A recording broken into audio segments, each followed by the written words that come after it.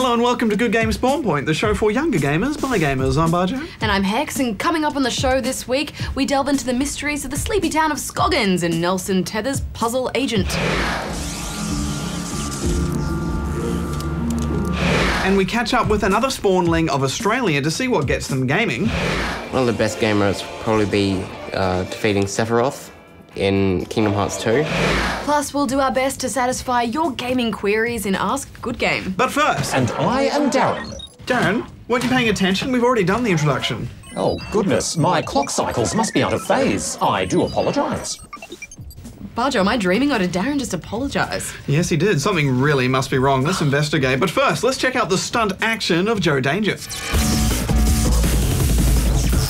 Joe Danger mixes platform game skill with racing thrills, but rather than speeding your way through the track, you'll need to navigate a tricky obstacle course while collecting the most stars, coins, and bonuses as you go. As you learn and memorise each course, you'll really start to fly through them and even pull off a few impressive tricks and wheelies in the process. Darren, I couldn't help but notice that you're actually pretty good at this game. Affirmative. It's due to my time pre-spawn point when I was a stunt robot for the ABC. You were a stunt robot? How do we not know this? Yeah, what kind of stunts did you do? I was often called in for dangerous stunt missions when they wanted to preserve the lives of other ABC robots. Charging my turbo. Here in my car, I feel safest of all.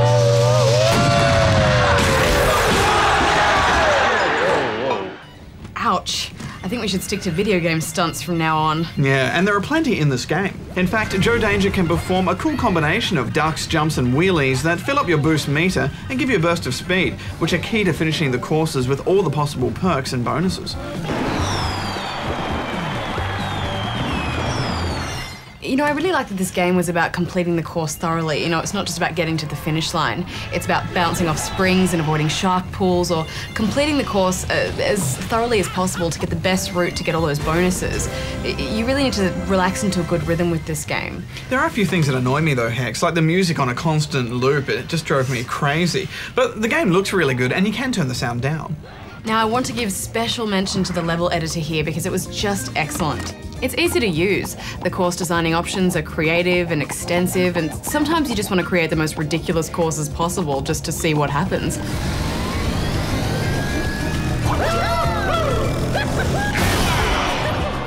I was really surprised that you couldn't share your levels online. You can send your level directly to another PSN ID, but you can't share it with the greater community or browse other people's work, and that was a bit of a shame. Yeah, and that sucks, you know, because I was really looking forward to seeing what people would come up with, but, you know, I guess they couldn't fit all that into what is essentially just a small downloadable game. But still, you know, I really enjoyed this, and I think this is one that you can play in small doses, and it's fun to just pick up and play every once in a while, so it's 7.5 for me. I think it's one of the better PSN games out at the moment, Hex, so I'm giving it 7 out of 10 rubber chickens. Ready to put your answer pants on badge? They're always on, Hex. What's first on the Questionmatron today? Well, how about this one from Nick in Vancouver, Canada? Canada? It's outside Australia. Ages away. I've been there. No, I haven't. Can I have some cheats for World of Warcraft?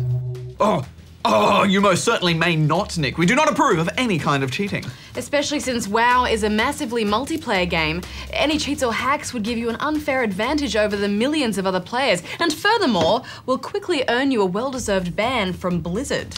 So, no cheaty for you, Nick, but we will tell you about a fun Easter egg you can find in the game. First, you need to find a chicken. The birds milling around Saldine's farm in Westfall will do just fine. Next, do the chicken dance in front of a chook about 100 times? Yeah, 100 times. Once you've done that, the chicken will issue you with a special quest. Complete the quest and the chicken will join you as your travelling companion for life. Well, there you go. And moving on to this one from Tom in Melbourne.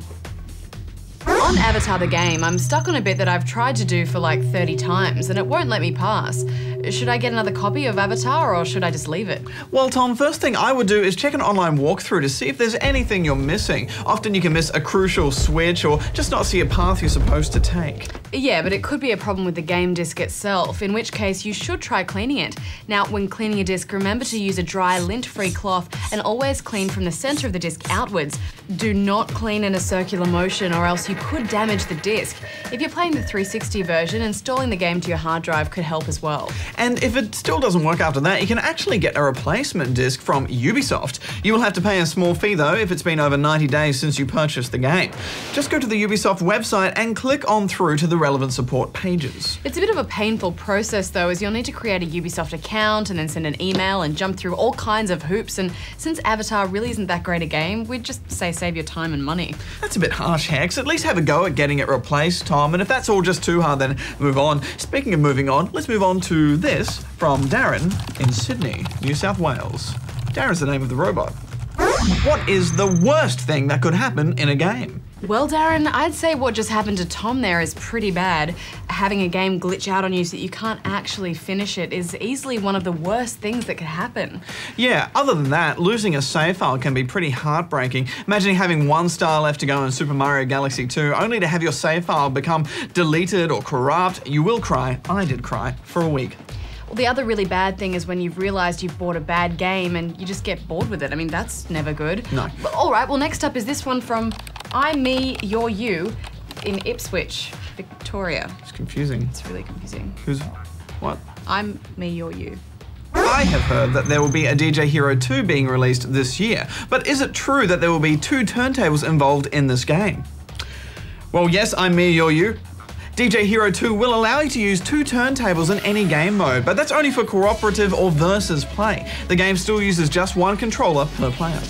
There are a few new multiplayer modes as well, such as Party Play, which lets you hook up 2 turntables and a microphone, and a new DJ Battle mode that has you playing in a call and response style rather than just both playing the same track.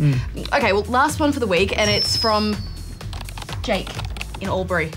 Sup, Jake? Sup? Is Prince of Persia: The Sands of Time the first Prince of Persia game on the PlayStation 3 and Xbox 360? No. No, it's not, Jake. Back in 2008, Ubisoft Montreal brought out a reimagined version of the series simply called Prince of Persia. It's a very pretty game and has lots of the Prince of Persia staples like climbing stuff and jumping between things, which are things that I like to do a lot of. But it went in a slightly new direction, using a big open hub world instead of the typical linear castles. And it also made it so that you could never really die.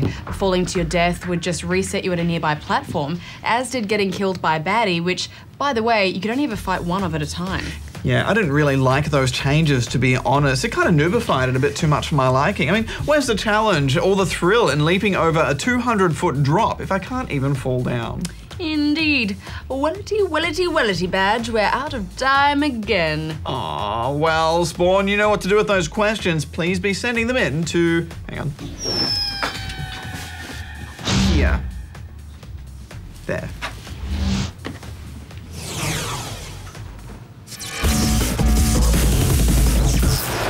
We are the Eastman family, and we love to play games.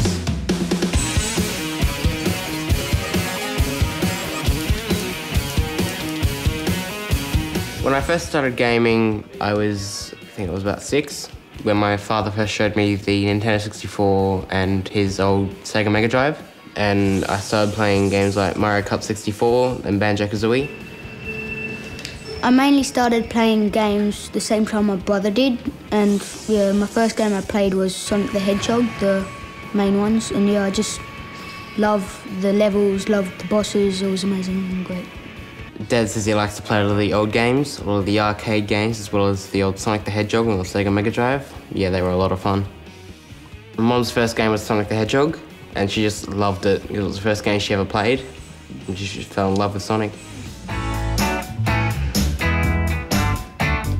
The games I mainly like to play are racing games with my family, such as Mario Kart, and I like Super Smash Bros. Yeah, on Wii, and yeah, it's just real fun playing with them.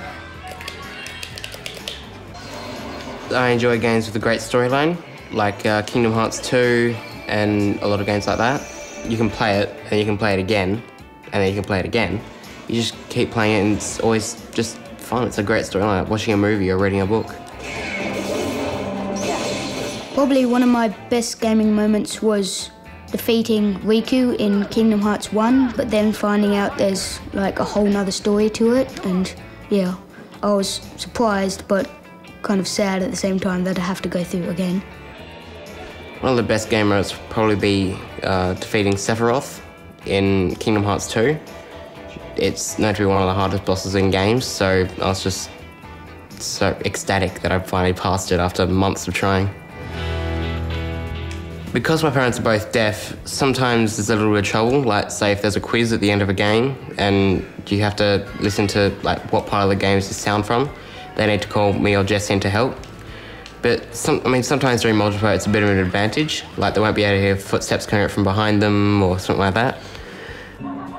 Some of the games, since now they have subtitles on, they find it a lot easier, and yeah, it's good for them.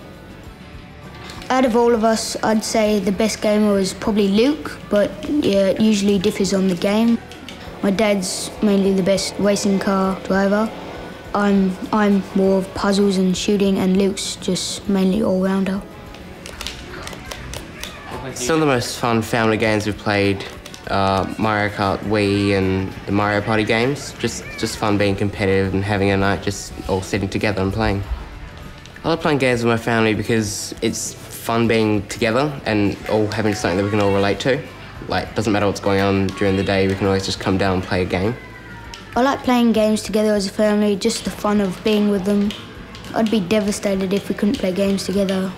Like, just the thrill of playing Mario Kart or Super Smash Bros. Yeah, I'd really miss it. Nelson Tethers works for the FBI's Puzzle Investigation Unit. He's a case-cracking, gum-chewing, nerdy-looking puzzle agent.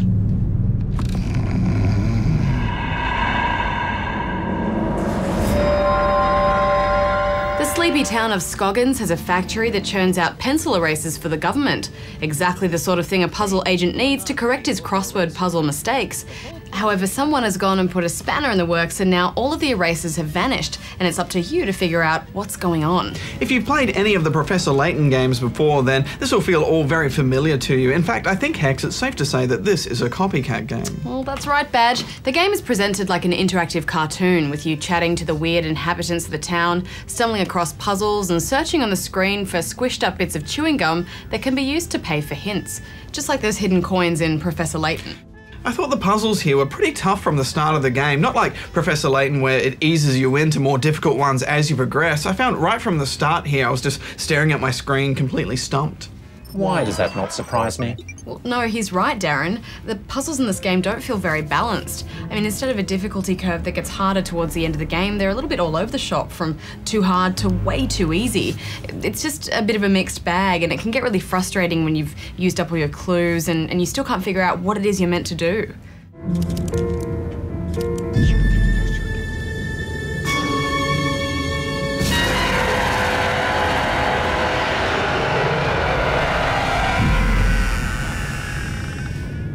I thought some of the puzzles which had a list of rules for you to follow were a little bit poorly written, Hex. It's hard enough trying to crack a tough logic puzzle, let alone deciphering the instructions to do so. I guess it comes down to how good you are with these sorts of games. It's a real test of your lateral thinking, so you need to think outside the box, and some people are just better at that than others. Yeah, we both got stuck on different sorts of puzzles, so I think everybody's experience will be different.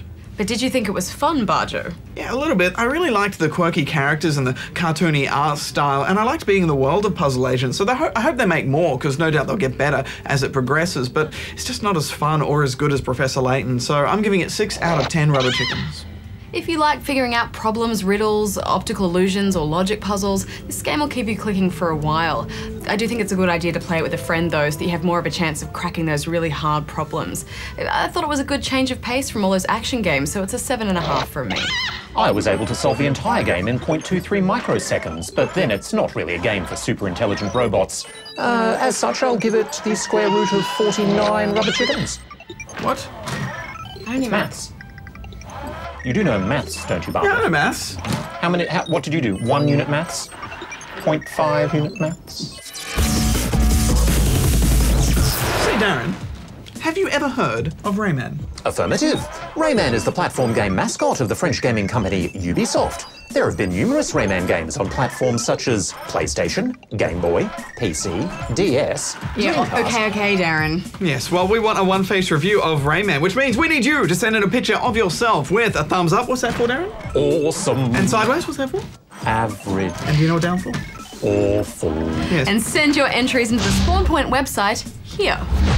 Welcome to Spawn Point. I am Darren, the data analysing robot for the ruthless extermination of noobs. No, Darren, we'll see you all next week. What's going on? He's all messed up. We need to strip him down and sort it out. Full teardown. Yeah, full teardown. We did a defrag like a month ago. I know, it did not. Maybe that's what did it. Go for it. Negative. Negative. Your fingers are so cold. Negative. This is for your own good, Darren. Negative. Negative. Negative.